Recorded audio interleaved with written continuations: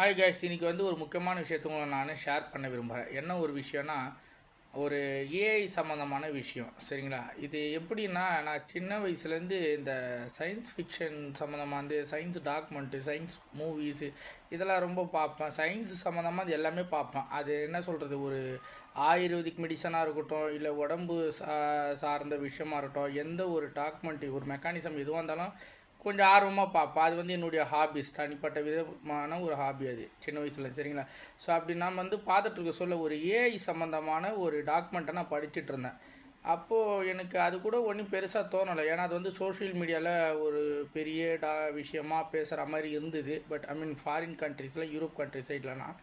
But நான் அது வந்து ஒரு பெரிய விஷயமாக பொருட்படுத்தாமல் அதை ஸ்கிப் பண்ணிட்டேன். பட் அதில் இருந்த ஒரு முக்கியமான விஷயம் மட்டும் என்னை வந்து ரொம்ப யோசிக்க வச்சுது. என்ன விஷயம்னா, இந்த ஸ்கைநெட்டுன்னு சொல்லுவாங்க தெரியுமா, இந்த டெர்மினேட்டர் மூவிஸ்லாம் வரும்போது ஸ்கைநெட் ரோபோட்ஸ்னு, அதாவது மனுஷனை அழிக்கக்கூடிய ஒரு இயந்திர ஜாலன்ற மாதிரி. அந்த மாதிரி ஒரு இது ஸ்டார்ட் பண்ணிட்டாங்க அமெரிக்காவில்.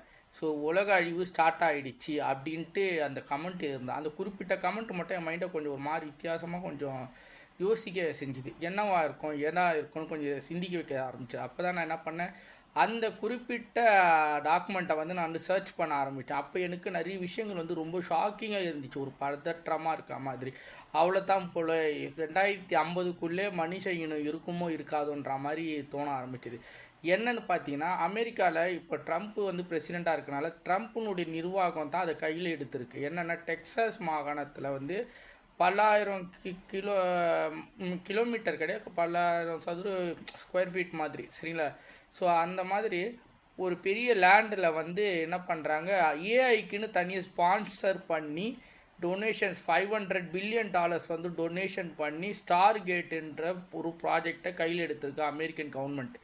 இந்த ப்ராஜெக்டில் வந்து மிலிட்ரி அக்சசிபிள் பண்ணக்கூடிய ஏஐயும் மக்களுக்கு நிறைய உபயோகப்படக்கூடிய ஏஐ டெக்னாலஜி சம்மந்தமான ஒரு சாஃப்ட்வேர் நிர்வாகமும் ப்ளஸ்ஸு ஒரு ப்ராக்டிக்கலாக ரோபோட்டை செஞ்சு மனுஷனுக்கு ஈக்குவலான ஒரு ரோபோட்டை செஞ்சு ஃப்யூச்சரில் வந்து யூஸ் பண்ண போகிறோம் அப்படின்ற மாதிரி செய்யக்கூடிய ஒரு நகரத்தை உருவாக்கிக்கிட்டு இருக்க மாதிரி அந்த டாக்குமெண்ட்ரி ஃபைலில் நான் பார்த்தேன்.